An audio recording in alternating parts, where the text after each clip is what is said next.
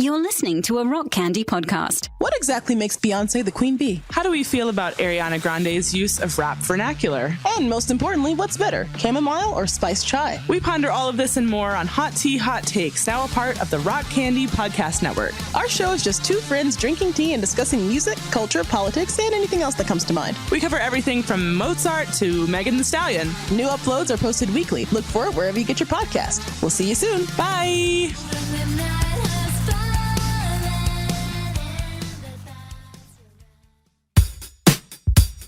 Joe and Reese and Piggly Food Shop. Get yourself a pickle. Get yourself a boot. Joe and Reese and Piggly Food Shop. Pickle time is happening. Pickle time. I go down to get some pickles. With your grandma and your kids. I go downtown. With your grandma and your kids. Boot time. Pickle and boot time.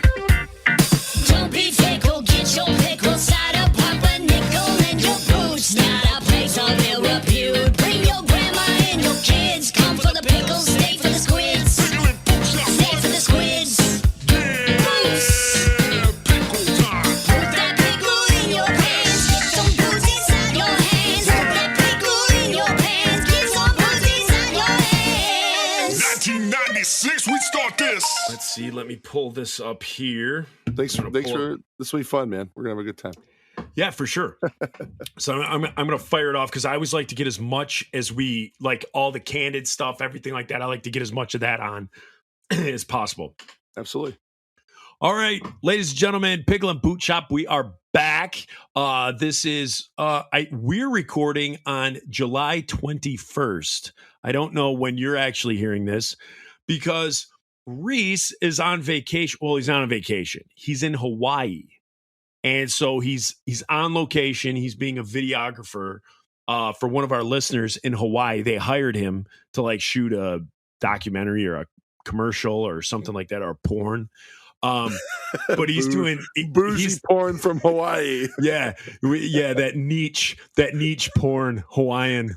Ska main singers of the beach, right? That's our word. Yeah, you have to hold upside down pineapples while you make sweet love to someone you met 15 minutes earlier over coffee. You got to use the word skank constantly, in your constantly in your dialogue, Constantly. He's been reading lines of dirty talk all morning, just trying to get a grip on it.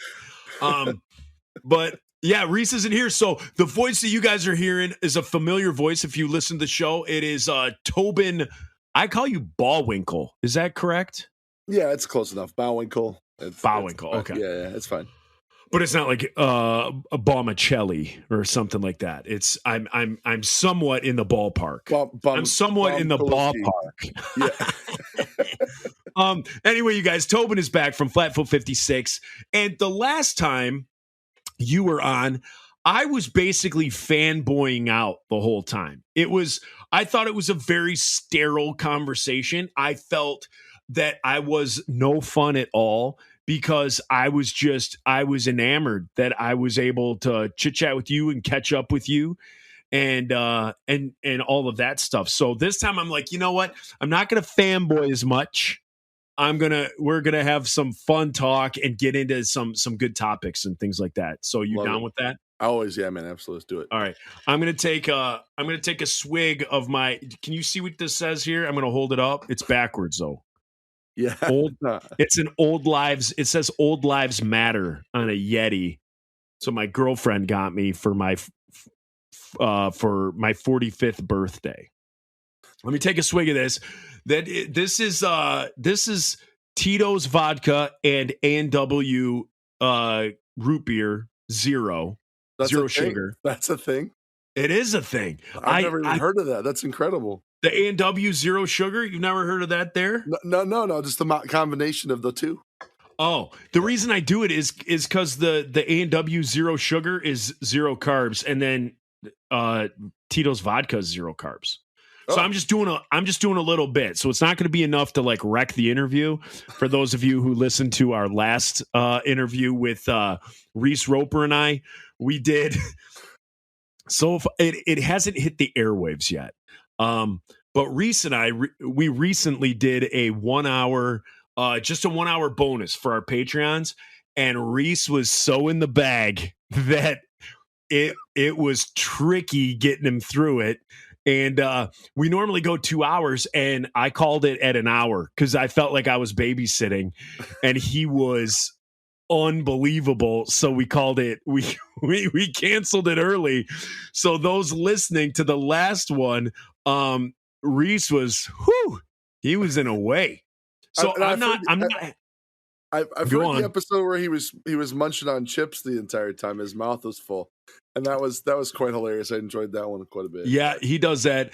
I was also told by Heidi that the last one that actually aired, the cat that she has, her brother lived with her for a period of time, and he had a cat. And then they moved away, or he moved out and was like, I'm not taking the cat. And she's like, I don't want the cat. And so it was like, well, if you don't want the cat and I don't want the cat, I don't know what we're doing here. So it was odd. And now she's stuck with this cat. And so it was in the background the whole time. I hear like meowing and like hacking up fur balls and stuff like that. But because I have my headphones in, I couldn't hear it, but the mic picked it up. So Heidi said she could hear the cat and stuff. But anyway, yeah, so Reese was a wreck in the last one. If it hasn't aired by now, it will. You guys will get it at some point. So I'm not having enough vodka to really screw me up. Just enough to get the ball rolling, and we should be good. Plus, I also have been telling people that I stopped drinking. So it's also enough vodka to break that rule, but also to be like, I only had like one pour. So that's it. But the reason I bring that up is because for a long time, back when we used to tour or we used to play together, and when you guys like toured on your own, and I think I saw on social media, weren't you guys big craft root beer fans? Oh yeah, no, absolutely. Still am. Like there's well, for years, I mean, when we started the band, we were so young. Obviously, drinking wasn't something we did a lot because it wasn't legal in most of the places we were in. And so like, and root beer has always been kind of like a part of our growth. So when I see root beer bottles, I'll check out different spots. You know, we have our favorites from different places. I definitely. What's your fave? Renner Weinhardt's root beer out in Oregon is probably the best I've ever had. Oh, really? Yeah, it's super good. It's a beer company, but a lot of good beer companies will do a root beer, and it's stuff. Yeah, for sure. That's my favorite. So do you buy it? So when you go around, you buy it you buy bottled, or do you go to microbrews? And then have you ever had like their root beer on draft of those? If they have places like that? If a microbrewery has one, yeah, they'll have it. But it hasn't been as much. I haven't been checking out as much. Should actually, yeah. No, I haven't seen it being done as much with a lot of the new breweries. But yeah, like I'm a big like Spryker's does a really good cream soda that I think is probably the best drink I've ever had. That's not just soda kind, but. Yeah, it was just one of those fun things you did when you traveled around. That's all. Oh, yeah, because I know we did that like when we first started, like, 19, 20, 21 years old. But even so, we didn't drink. Like we didn't drink on tour. That wasn't a part of our lives. That wasn't our thing until a bunch of us like later on in life. And that is one thing that I know Reese and I have talked about. Like we did like going around and like you try each region's, like every region kind of has their like cheap soda. Yeah. And so here, I don't know if you guys have it in Chicago, but out of Detroit, we have Faygo. Faygo. It's ICP. It's like yeah, exactly. ICP. No, exactly. So ICP has kept Faygo in business for years and years. However, because of what ICP stands for, Faygo won't officially endorse them. Oh, gotcha. But they endorse them just, behind the scenes. Well, I thought But don't they own stock in Faygo or something like that? I heard that they have. I don't have a clue. I don't think Faygo's a privately traded a publicly traded company. Something like a vested interest in the company or whatever. Vested interest, yes. They rap about it. It was big. And the reason ICP, for those of you that don't know, ICP is the Insane Clown Posse. They are from Detroit, Michigan, or a suburb of Detroit, Michigan, in Ferndale. And for those of you guys who can't see Joe as he's saying this, he's actually putting the face makeup on. Yes. No, I'm taking it off. I'm taking it off. It's been on all day. And so, but the thing, so when ICP started, they sang like their rap was about being broke and just being like white trash and all of that stuff. And so as a part of that, all of us as kids, I did the same thing. I would save my lunch money from my elementary school. And then there was a party store on the way home. Then my parents would be like, you're not allowed to go in that party store. You're not allowed to go in there. So every day we would go in the party store and we would get a breadstick. Like they had these garlic breadsticks and you would get a Faygo. And back then when I was a kid, back in my day, Faygo was 55 cents for, a 12 ounce or a 20 ounce. Where's that mug of yours that says... Yeah, exactly. Exactly. So you could get a Faygo for dirt cheap. And so ICP kind of grabbed onto that was like poor kid stuff or poor family. Like when you went to Meijer or Kroger or whatever grocery store, you didn't get Coca-Cola, you got Faygo Cola. You didn't get Mountain Dew, you got Moon Mist.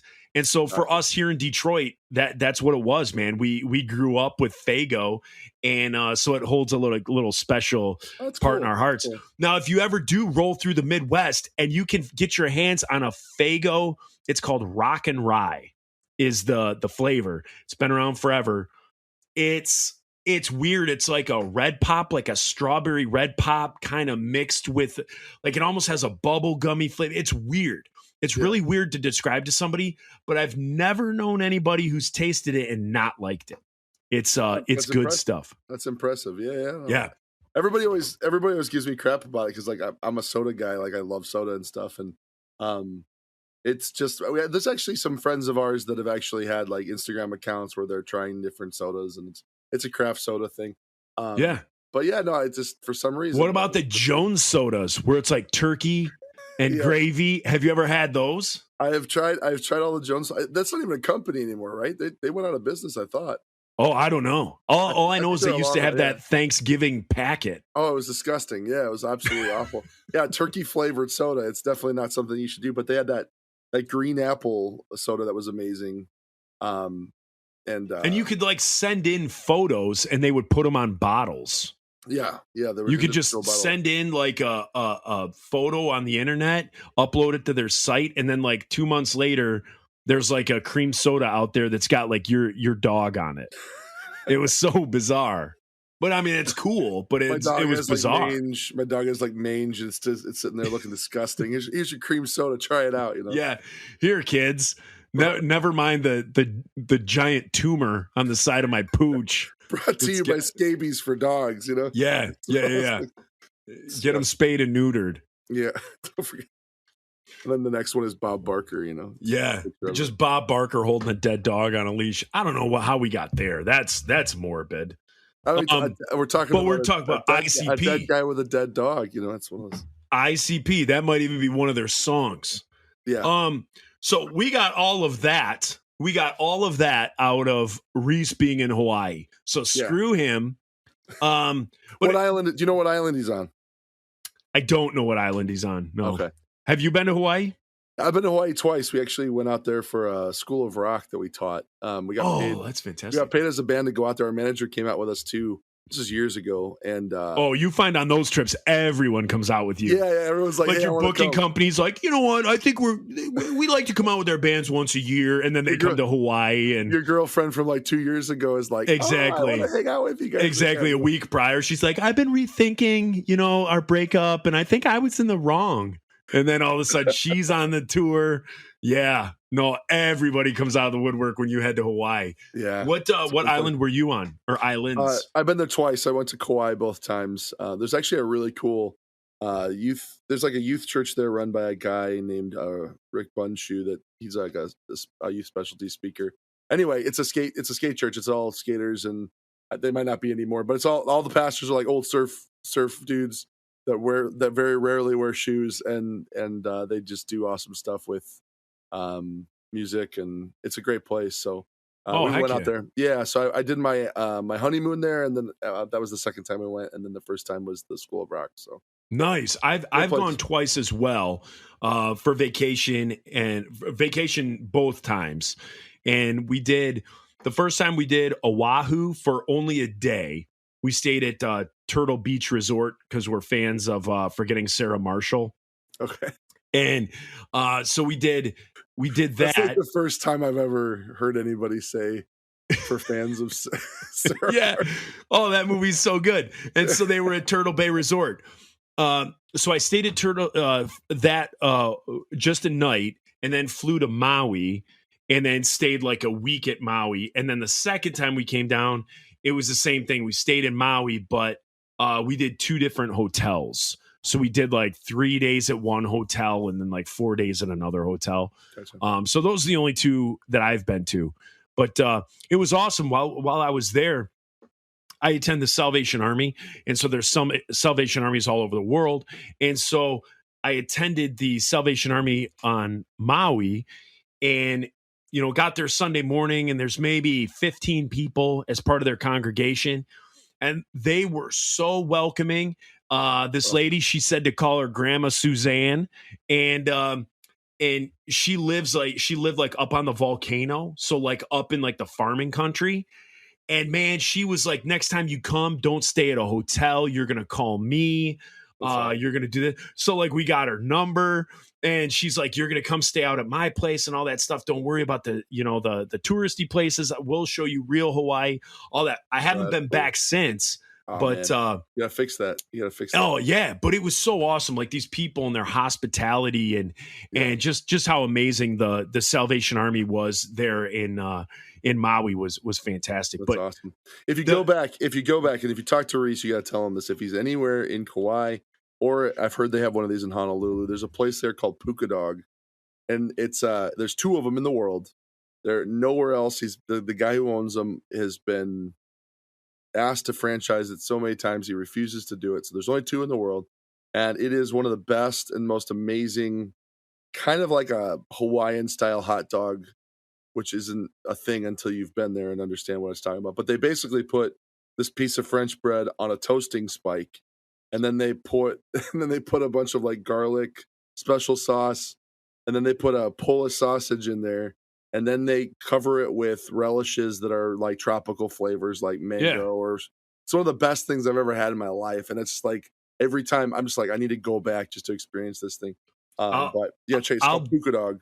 I'll definitely have to hit it up and I plan on going back in 2 years because my daughter in 2 years, my oldest will be graduating from college, and then my youngest will be graduating from high school. Perfect. And so my plan is for their like senior trips or whatever, they want to go back. So I'll definitely have to look into it. So far, when I've gone to Hawaii, there's a place called like Hank's Hot Dogs. Okay. And it kind of touts itself the same thing. It's like this Hawaiian thing. It doesn't sound like anything you got, but it's like these Polish sausages on buns.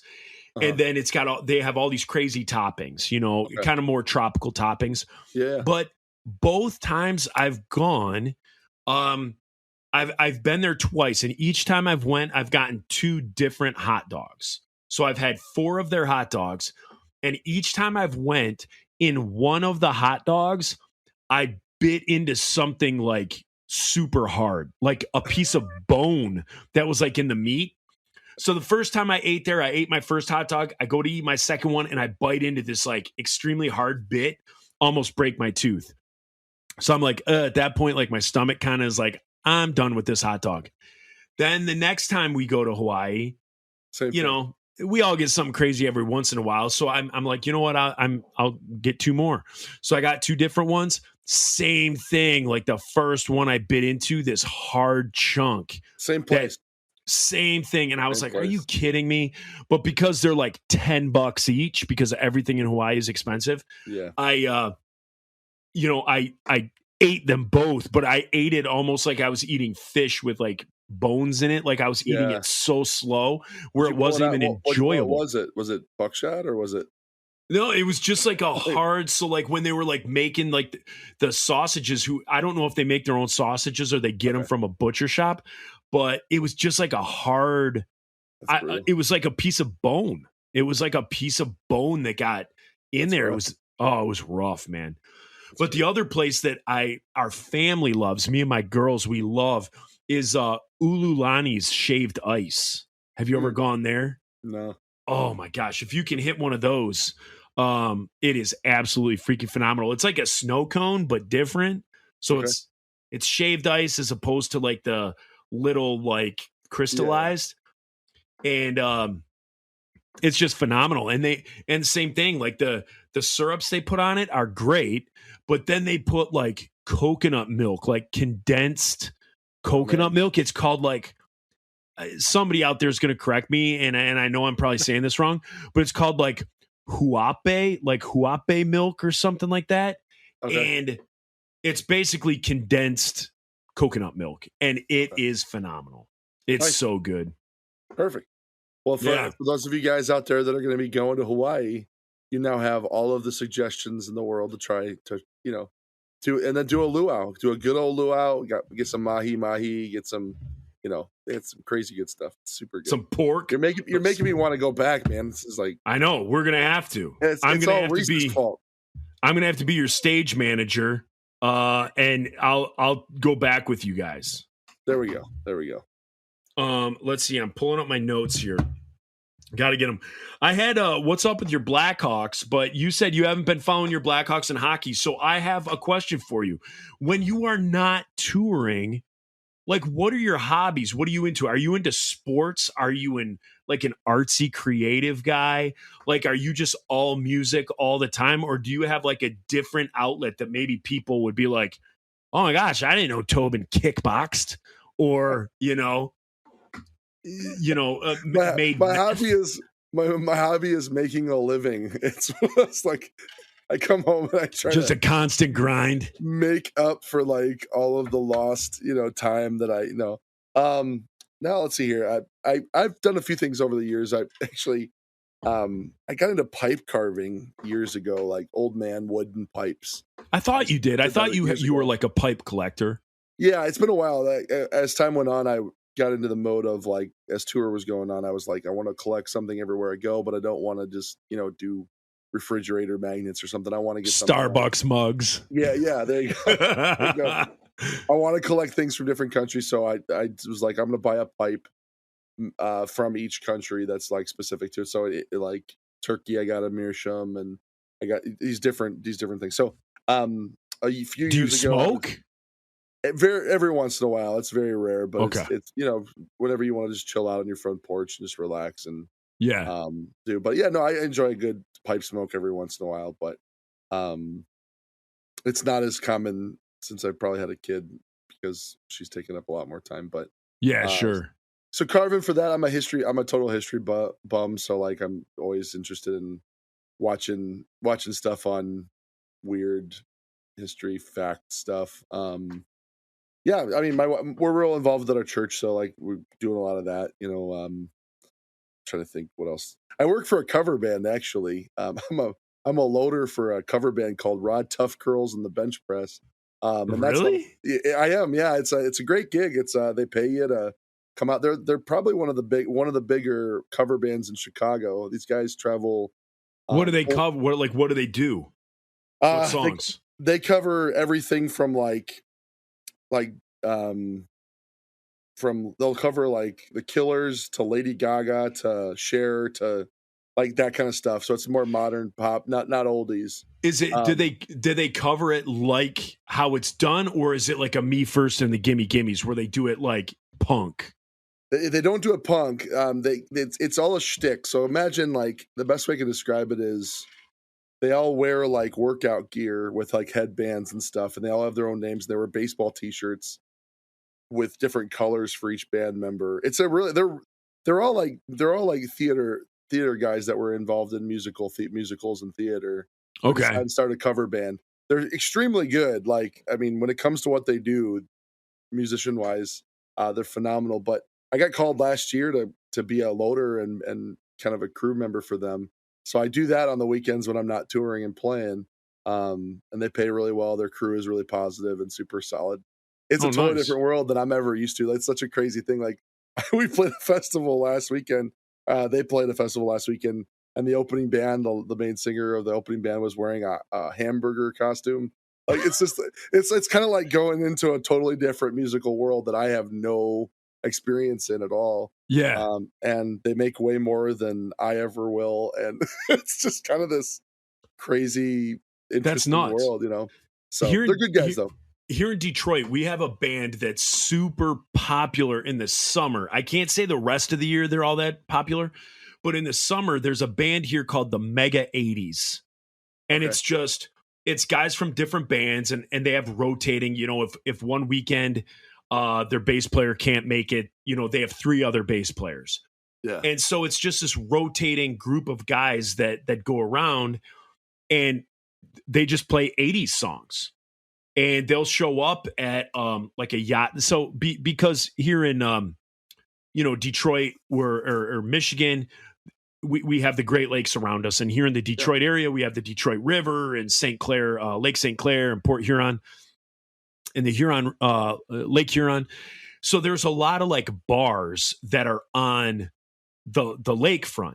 And so the Mega 80s will like play these places. And so like every weekend, like every Thursday, Friday, Saturday, there's some bar that, you know, along the water or something like that, where everybody's going. And then the Mega 80s, they're playing, and they crank out, like, they'll do like a half hour, then take like a half hour off, come back, do a half hour. Mm-hmm.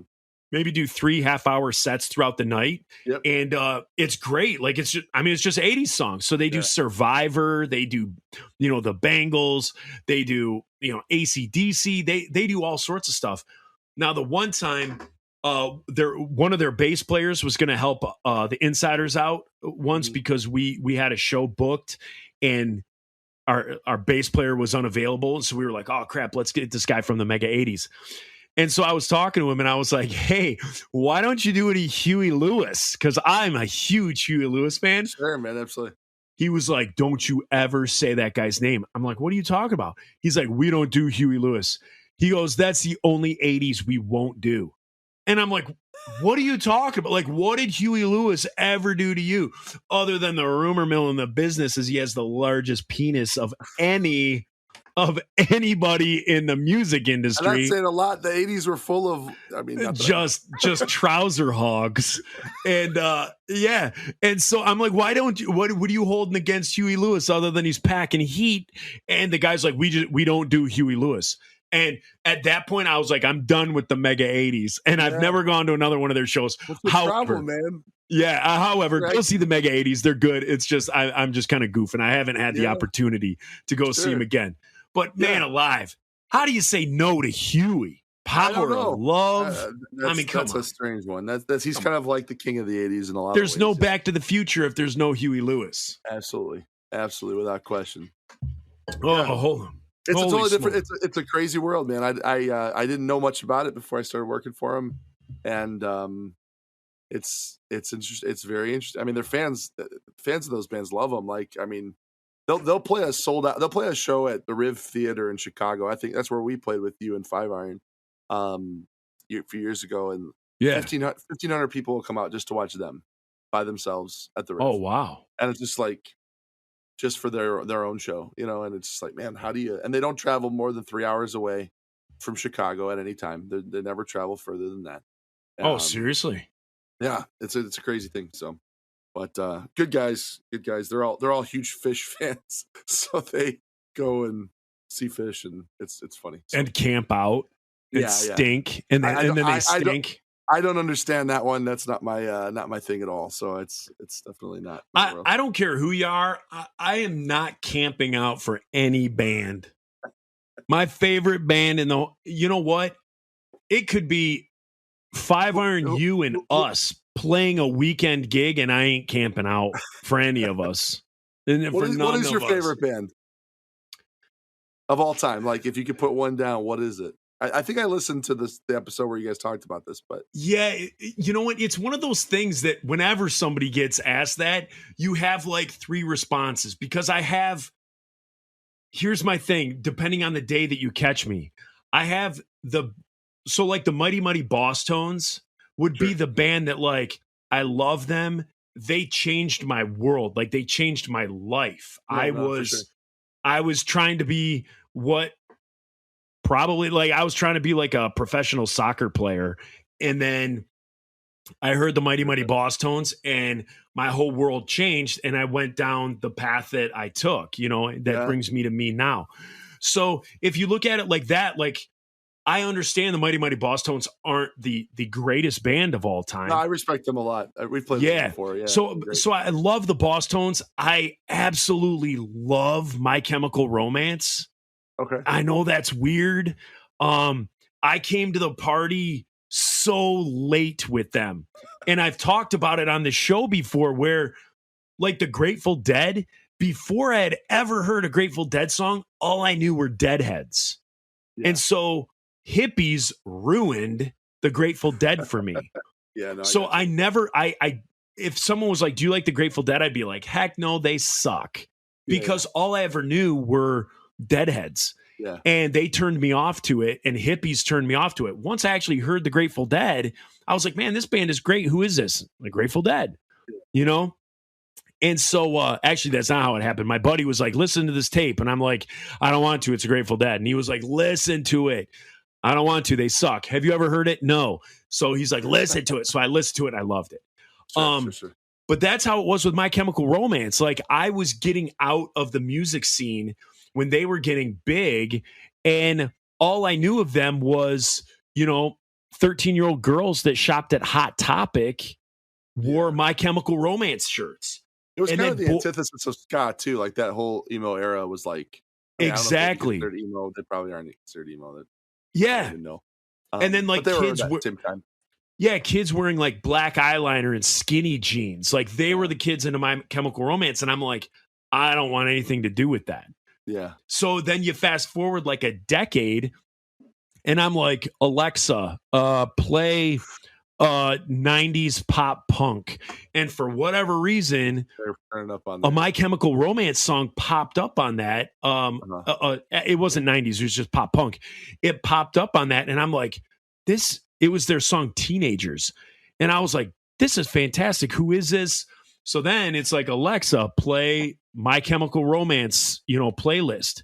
And all these songs like banger after banger after banger. And I love how their songs are written. I love how I feel like it's, a lot of different genres like mix. So you have like punk ska, or you have hardcore punk, or you have pop punk. To me, My Chemical Romance is like show tunes punk. Oh, when you like listen to their songs, you're like, this could be in a Broadway musical. Boy, And so like, to me, I've said this before. There's a few bands that are like that. Like I was talking to Josh Caterer from the Smoking Popes, and one of the things about them, he said, I said, hey, what's your influences? What got you guys going? And he said, what inspires you guys? And he said, show tunes. We listen to show tunes, and that's what inspires our punk. And I was like, I mean, they're kind of a different, more of a poppier, 90s style, era style. But like, as I listened to them, I'm like, oh, that makes total sense. Why you guys choose just the how you put everything together. So no, that's cool. Interesting. Yeah. More like theatrical. Exactly. Totally theatrical. And like when I heard, like the Black Parade, which is my favorite song, and it has become my favorite song of all time. And I just listened to that, and just my opinion, I listened to that, and from beginning to end, I think it's the most brilliantly put together song, like with each like verse into chorus into verse, how it changes, the story that's told. So it's like, it's not only catchy, it's not only simple. Like that's the thing with me too. Like I'm a simple guy, intricate is not me. Sure. And so like a lot of times like these big artsy bands, Fish, and then, you know, Fish, Yeah. Grateful Dead, a lot of it goes over my head. And then even swing the pendulum the other way. Like when you get into like Slayer and stuff like that, and these guys that can just shred on guitar, you lose me. Yeah. But you Oh, give me sweet. 3 chords with Mhm. like a great melody. And that's My Chemical Romance. And a lot of their stuff are just, it's 3 chord stuff. And then Gerard, what is it? Gerard Way? Gerard, I'm I not think too it's familiar with. I mean, I know Yeah. obviously the name, but I'm not. I mean, it's phenomenal. And then the lyric, so the music, the melody, the hooks, and then the lyrics are just, it's an entire story, like perfectly told. Hmm. And again, like the whole, just one song seems to me like an entire musical. And so if I had to say my favorite bands of all time, I would think it would be Boss Tones or My Chemical Romance. And I'm there's a part of me that's like embarrassed to say My Chemical Romance, but then there's a part of me that's like, F you. Like I'm 45 years old. I don't give a Be crap real what you about think. where you're at, man. Be Yeah, real. exactly. That's all good. I'm like, It's all good. I'm still cool. I'm still The- cool. The Boss Tones definitely have a credibility to them that goes deep for a lot of people. So I think, Yeah. I mean, and I can understand that one, especially with the Insiders kind of sound in general. I could see the influence. Not that it was the same, but I definitely could see the influence with that. Well, I mean, So, we definitely strived for it. I mean, those that listen to the show know that I always like, I hate our first few albums because hopefully you could agree with me by playing live with us. I don't think our live shows were anything like our first few CDs. Like our first few CDs, we would get into the studio, you know, we're laying down songs to click tracks, which wasn't the Insiders. We were like, just go out, blast through the emotion. And if the emotion means our tempos go up and down and they're not consistent through the whole song, so be it. But that's what we did. And then we would get in the studio and it's like, no, we can't do this. It's got to be to a click track. So then like that kind of threw the emotion off. And then it's hard to like be sitting in a sound booth with like headphones on, looking at, you know, some middle-aged producer guy that doesn't really give 2 squirts of urine about the style of music you play. And then you're trying to sing your lyrics for like that guy. And there's nobody there to hype you up. Like we fed off the energy of the audience. for sure. You know, whereas like bands like, you know, like bands like the Beatles, you know, I'm just going to go right to the top, right? Mhm. So bands like the Beatles didn't need an audience. Me and Reese kind of get in arguments about the Beatles because he feels like the Beatles turned their back on their audience and just quit on them and was like all this stuff. When to me, I look at it and I'm like, all the Beatles ever wanted to do was just make music. They didn't care about the touring. That bummed them out. You know, that was like a drag that they had to go out and tour. If they could have just been studio musicians putting out music, but back then, like the Beatles today would love it. Like to have all this social media and stuff and where you could just get your music out there and you never have to tour. You could do stuff on YouTube and all that and just stay in your own city. The Beatles would have loved it. But back then you had to tour. And, you know, so they didn't feed off their audience. You got the same show every night from the Beatles and they were, you know, emotion. They were a 5 every single night. Yeah. But their clocks were wound by going into the studio, which isn't, and it sounds like you say the same thing. That ain't us. Yeah, no, man. You know? So I wish we would have done we like, put out records every 5 years. So it obviously isn't really where we're at. yeah. So like I would have loved to have done like live albums or something like that. And we never did. We would get in there and I'd have some, you know, 48-year-old producer telling me like, no, you can't sing like that. You know, it sounds like you got a cough, you know, clear your throat. And then I'm sitting there singing like Celine Dion, Celine Dijon, trying to hit all my notes. I'm like, dude, this isn't how I sing. Like, this isn't how I sing at all. But if I sang my way, he'd be like, nope, do it again. And you're just like, whatever. So it wasn't until Soundtrack to a Revolution, really, that we got to be the sound that we wanted to be. and that's our second to last album. So it's like all our big like commercial successes were me just like miserable in the studio singing the way they wanted me to. I know you're gonna hate this, but like Motor City Ska, honestly, man, was the one that I got into as a kid, and that's what got me in. And I honestly liked it more than even some of the contemporary albums of the time. Yeah, of the like I felt like not the Supertones record sounded like kazoos with their horns. And I loved the percussion. I loved the congas. Like I thought that was a great add-on. And you'd have bands that came out later on. You probably remember these guys like Nifty Tom 50. Yeah, they had Glenn, their bongo player. He actually would step in and play with us and stuff. But I always remember that record because I was like, it felt real. It felt authentic. It felt like it was the first. It felt real. It felt unproduced. It felt authentic. It felt like, hey, we're here to come and do this. And I think part of you guys being from Rockford was helpful for me too, because that was where I was from. And and then the whole Salvation Army thing was always cool too, because that was a kind of in a weird way with Salvation Army's worship. I mean, it's all brass. So right, isn't that normal for? Yeah, totally. So it's kind of like, of course, the ska band's gonna come out of a Salvation Army church. Like that just makes sense. You know what I mean? Like so, it's kind of this interesting story. I mean, story's everything, right? If you don't have a story, it's going to be really hard for people to show an interest in anything these days. For sure. Yeah. But no, I appreciate it. Like Motor City Ska, it's that album. I don't know if you guys have that album. I don't know if your first album or your first demo. It's you wrote the songs when you're 17 years old. And I've had some amazing people like on our Diabolical discussion page. I've had some amazing people be like, dude, like, I understand you were 17 years old. Yeah. If I was listening to me do something when I was 17, like I understand the embarrassment, but I understand that for other people that listen to it, like I'm starting to, the older I get, I'm starting to be able to switch my brain and appreciate that other people can appreciate. I'm also really bad at taking compliments. So it's all those things together. So I'm really starting to be able to accept the fact that people like that album and what it did, and I'm starting to wrap my mind around it. Sure.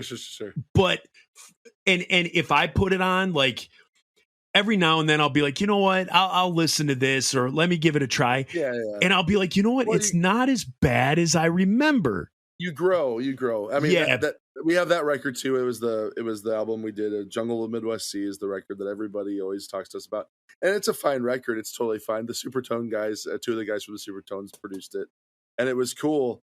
But there's just like this thinness in the guitars that drives me insane, and I'm always like, it could be so much bigger and better. It could be tougher. It could be harder. Yeah. It could be all these things. You know what I mean? So I understand where you're coming from. That makes sense. Yeah, so that's what it always is with me, is just like that 17-year-old Joe singing, like writing songs in 5 minutes, and it's 17-year-old Joe. It's that first magic though. It's that first high school relationship thing. It's like you can never get that back. Never. And everything a band puts out after that, you're going to appreciate and you're going to enjoy. But that first hearing it and the excitement that hits your heart and your body as soon as you hear something that just resonates with you, we're just like, man, this is it. That's a hard one to outlive. But I understand as an artist, it's definitely can get hard to. Yeah, it gets a little goofy there to be able to appreciate that stuff. Now, earlier we had talked about. I think you're going to hear my chair creak and crack as I readjust here. I'm like in this like little nook in the upstairs here. I'm in a, what do they call it that come out from the house? Yeah, but it's like a man. It's a window soffit. Outlet. Is it called a soffit? I don't think that comes out from the house. I'm in like one of those, and it's like 1,000 degrees up here. I bet. I was like, man, this guy's got to be. There's like no wind anywhere. I know, nothing. Now, earlier we were talking about covers, and it made me think of something. And have you seen the new Elvis movie? I have not. No, I have not seen that yet. No, it looked interesting, but I haven't. It is interesting. And for listeners out there, whether you have or not, I'd like to hear what you have to think about it on the Diabolical discussion page. If Tobin, if you haven't seen it, go see it. Okay. Take your wife with you. It's a really, really, really good biopic. Really Awesome. good. Awesome. Yeah, Sometimes it's they butcher those, and it's like, oh man, you just destroyed this artist for me. But yes, other times it works. So yes, this one is crazy. Obviously, I'm not giving anything away. Like Elvis's life is Elvis's life, but the difference is, did you see Johnny Cash, like the Walk the Line biopic? Yeah, absolutely, yeah. So that's great. Yeah, so it was good. It was a movie about his life, and it had the music in it about his life. Okay. Period. This one, not only is the actor freaking amazing as Elvis, but the way they do everything is the music of Elvis, they bump it up to like today's music. So Oh, really? yeah, so like when he first hears this, black woman like singing in a club, like a blues club, and she's singing Hound Dog for the first time, it's like a mashup of her singing Hound Dog with like Eminem and somebody else like rapping a song that has Hound Dog as like a loop within the song. Really? Yes. So it's not set to his time period. It's set to now? It's not set to now. Like, it's set to his time period. Like, it shows him, like, one of the things that I loved about the movie is people always use that. People always have the thing. Like, I'm a huge Elvis fan. Okay. And people always say, like, Elvis stole from black culture and made what was popular in black culture popular because he was white. Yeah. And the thing is that Ray Charles had a lot of say, he hated Elvis. Yeah. So, but I know, but that's the main line. The problem is Elvis grew up. Like, Elvis grew up in a black neighborhood. He was accepted by the black community. The black community loved him. And he didn't come out and be like, hey, I'm going to go do this. He was doing his thing within the black community, and others came in and said, wow, look what he's doing. Let's put him on stage here. Let's have him open for this person. Let's have him open for this person. And then he was genuinely accepted by everyone. And the black community still loved, overall, like they still loved Elvis. So like in this, back to what we were saying, like in the scenes in the movie where he's, where he's the only white guy, like in a club, in a blues club, in a jazz club, it's the music that's playing behind are like mashups of old songs with new artists, like hip hop, rap, like metal. There's like all sorts of stuff. Like in another scene where, there's this conflict within him, the song that he's singing is like mixed. It's like a remix with like metal. Interesting. Yeah, it's crazy. And then throughout the song or throughout the movie, there are songs where it's legitimately like just his song and just him singing. But in these other sequences, it's like mashed up. It's crazy. Gotcha. The one thing I have to say is I don't like Tom Hanks in the movie. I think they should have got a nobody to play the part that he plays. And also the other thing is, it's a movie about Elvis Presley through the eyes. What does Tom Hanks play? Is he the Colonel, or is he? He plays the Colonel. I can see that happening. And here's the thing: the movie is done through the eyes of the Colonel. Really? So it's not a biopic like how the Johnny Cash one went, Walk the Line, where it's just a biopic about the artist. The biopic is done through the eyes of the Colonel. So it's interesting. Wasn't the Colonel kind of a controversial character though? Like, he's an absolute jackass. Yeah, that's what I thought. Absolute jackass. Do they convey that in the movie, or is it 1,000%? Really? Okay. 1,000%. And that's what it was done. I believe they used the movie and they used to be able to tell the story through his eyes to show what an absolute moron he was. Interesting. Yeah. Well, that actually makes it sound more interesting. I didn't hear that about the movie, so it was. Yeah. I probably would want to see it because of that, because it's rare that they do movies like that. Oh, it's beautiful. It's beautifully done. The colors, the everything. And I will say this: if you guys are going to go see it, the first 10 minutes are weird. Like the way that the movie starts, you feel like you're on an acid trip 30 seconds into the movie. Just get through the first 10 minutes. Like the first 10 minutes, if you're like, what did Yerky tell me to go see? What did Joe go tell me to see? Just please, too much group here. Yeah, exactly. Just get through the first 10 minutes and then the movie starts going. But it is a fantastic movie. And that kid that's that plays Elvis is absolutely brilliant. It's absolutely brilliant. It's a great movie.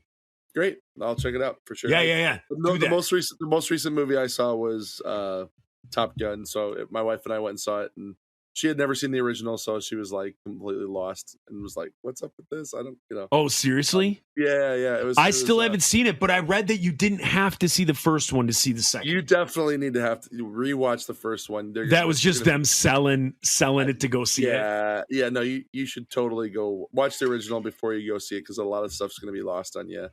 Tobin, I'm going to be honest with you. The original came out on Netflix like maybe 4 years ago. So I'm like, oh, heck yeah, Top Gun. Put that sucker on. I couldn't get 20 minutes into it. Yeah. I was like, this did not age well. This is a horrible movie. And I couldn't watch it. I shut it off. Well, that was the big thing with this one, is that everyone was wondering, is it possible to do an 80s machismo type movie like Top Gun in the era that we live in now? And I think one of the things that they did pretty well, they bridged that gap to make it not, because there's a lot of like 80s just masculine themes that aren't really popular now or aren't really what we accept in our current culture. So it's like I don't know, it wasn't the most amazing movie to me. I was like, oh, this is okay. The action sequences are incredible. That's the best part. So and if you like Tom Hanks's face, not Tom Cruise. Sorry, Tom Cruise's face, you're going to get a lot of very close up, his classic, jaw twitch, or whatever he does. Yeah. But I think if you're nostalgic for it, it's great. If you're not, I hear it's fantastic. I hear it's fantastic. And I hear you got to see it on IMAX. Did you see it IMAX? No, I saw it standard. So it would definitely. Then what are we talking about? See ya.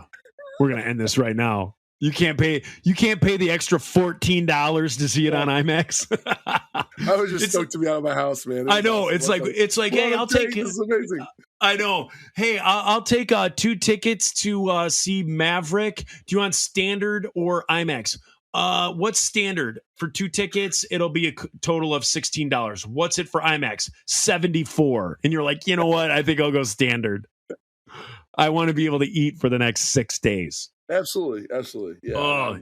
I don't live IMAX a lifestyle. It's one of those. Man, you know what? You got to step it up. Maybe if you were in a ska band, you'd be able to do that. Honestly, it's coming back, man. Yeah, there's a lot of bands that are. I know.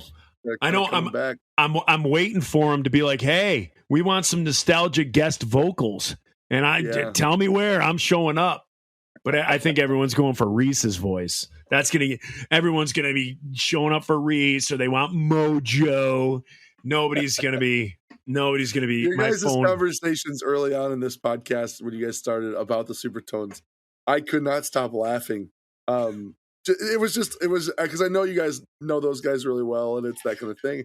And we were just laugh. I put it on for Flatfoot. We were touring. We listened to the first episode, I think, where you guys totally rip into them for the man diaper episode. Yeah, if you haven't heard it, check it out. They're people. impressive. Awesome. Oh man, it was crazy. But I remember those years with the baked beans and the stuff. I might have even seen that show where you were in with the man diaper. So it's definitely that was heartbreaking. I still have issues. I think that's why I have 2 failed marriages, because of it's that. All the Supertones. I 1000% put the failure of both my marriages on the Supertones. You should write a book, and it said it's all because of the Supertones. Yeah, and have you with like a frown on your face and a man diaper. Yeah, it'll say it's all because of the Supertones, and then the subtitle would just be like, just reinforcing. It'll say F the Supertones. And then on the back cover, it'll be like, no, seriously, F the Supertones. And then if you get 2 proofs of purchase and send it in, you'll get a hand-drawn letter back that says, "No, I'm dead serious. F the Supertones." And that'll be it there. Yeah. No, we played a love- show. I yeah. gotta tell this because this is totally one of those things. We played a show at Olivet Nazarene University in Kankakee, Illinois. It was one of our in the early days. It was the Supertones and Super Chick, and we were the first band on the bill. And at the time, we were like had a lot of oi influences. So there was like a lot of like punk rock, skinhead type guys coming out to shows and stuff. And the kids started chanting for another song at the end of our set. We're the opener, obviously. We're not going to do another song. And these 2 guys had come in and they were drunk, but they were tearing the pit up, for us while we were playing. And it's like just tossing youth group kids around. No, absolutely. That's exactly what it was. Yeah. And the room was the room was just, it was that classic Christian college gym show. They have 3 teardrop tattoos and a scorpion on their neck and just tossing kids. So we say, "Hey guys, we can't. We got the other bands. We got to get out. The Supertones are coming up a little bit." And one of these guys puts both of his middle fingers up in the middle of the crowd and just screams, "F the Supertones," and then gets tackled by security, who drag him out of the show for saying at the top of his lungs, "F the Supertones." And we talked to, I think it was Ethan Luck at the end of the show, and him and Dan, the trombone player. Yeah, Spencer. They were Dan Spencer, yeah. Those were the 2 that would go on to produce the Jungle of the Midwest Sea record for us. And they were like, "That was the coolest thing I've ever seen in my life." I was like, we didn't put him up to it, but he was just like, they were just like, and so they got kicked out of the show, and the show when I think Super Chick came on and put everybody to sleep. But it was one of those, it was just awesome. Like, yeah, those are our people, I guess, Heck yeah. You need to have a shirt that the front of it is it's a cartoon, like it's a drawing of an oi guy with middle fingers up, and it just says, it has like the Cubert. Do you know what I mean when I say the Cubert swearing? Yeah. So it has like the Cubert swearing, and it just says like F the Supertones. Yeah. And then on the back, it just says Flatfoot 56. Flatfoot 50 fun. Yeah. Brought to you by the OC Supertones. Have it say that on the back. Have it say Flatfoot 56, a subsidy of the OC Supertones. Yeah, there you go. Well, Mojo had that funny thing that he would do with opener bands. I don't know if you ever heard about this, you probably experienced it, but where he would completely shun you and act like he hated your guts for like the first half of the tour. I think he did that to everyone. I don't think it mattered. It was his trademark. It was his trademark. And he just liked to mess with people in general. It was the most weird, like, we never toured with him, but it was we played a bunch of shows with him. It was funny. Anyway. Matt Morginski, I still to this day, I don't know if we're friends. He sang on the Sinner's Songbook. Occasionally I can get him to laugh at something, but he's a guy that every single festival, every single show, if I went up to him every single day. Have you ever seen this Adam Sandler, like 50 first dates or 40 first dates or whatever that is, 100 first dates? I don't know what it is. It was like that every single day of Ska Mania. It was like, does he remember who I am? We'd be 25 dates into Ska Mania, and I'd be like, "Hey, Matt, I'm Joe from The Insiders." And every single day he would wake up, and I don't know if he remembered who I was. You guys did tons of those. I mean, was it every single tour was like that? Every single tour, every single show, every single festival. It was like meeting somebody again for the first time. So like Carson and Spencer and Dave and in all of those guys. I'm forgetting the trumpet player. Who was the trumpet player? The blonde Chief. Guy. The didn't Chief. know all of them too well. It wasn't everybody, but yeah, Chief. And so all those guys, we would show up, and the Supertones always called me Bloop, BLOOP, because at some point, you know me, I'm a storyteller. Yeah. At some point, I was telling him a story, and I was like, "Yeah, we were driving through Chicago, and and all of a sudden, bloop, our trailer tire fell off. They thought that was the funniest thing in the world. They started saying it to each other in the band. Bloop became a word, and they just called me Bloop. So whenever I would see them at a festival or on tour, they'd be like, "Oh, Bloop, what's up, man? What's up?" Mojo, nothing. Absolutely nothing. That guy, like I said, cold. He's cold. It was cold. It's nuts. And Reese, I mean, again, Mojo and I think we're friends. He sang on Sinner's Songbook, our Sinner's Songbook song. It was me, Reese, and him. I mean, I asked him to do it. He did it. But, I mean, if the Supertones came to town tomorrow and, you know, I got in to see them, I think I'd be able to go up, give everybody a big hug. And, like, Mojo, I'd, like, from across the room, I'd do the, like, Forrest Gump on, like, the... on the crawfish boat, just like the shrimping boat, just give him a wave. Yeah. And then jump off. Yeah, exactly. He is a tough nut to crack. And Reese always says, no, that's just how he is. He's good. He's good. Man, he's just funny that he was like that. He was like that with us at first, and then if you talk to him about theology, I think that's a relationship cracker for him, because he's a total theology guy. But I don't know anything about theology. All I know is I'm a Christian, and I know the basics, and I know the easiest stuff. All the other stuff is so heady, I can't figure it out. It takes people like Max Lucado. Here's me. Max Lucado. Do you know who Max Lucado is? Oh, yeah, for sure. Okay. Max Lucado, he doesn't know this, but Max was put on this planet. The Lord said when Max was born, Max, you are to write books so that this dude in the future, Joe Yerke, can understand what the Bible actually means. That's what Max Lucado is on this planet for. So Joe knows Jesus because of Max Lucado. That's a direct, pretty much. That's a incredible statement. I know Jesus because of Jesus. Yeah. I figure out all the other stuff because of Max Lucado. Yeah. That's it. Holy smoke. Hey, you guys, this brings us to the end of the paid portion. So, freebies, thank you so much. I hope you enjoyed our conversation. Hopefully I didn't fanboy out as much on this one, and I wasn't so nervous talking to Tobin. He also makes me nervous because he's like 8 feet tall.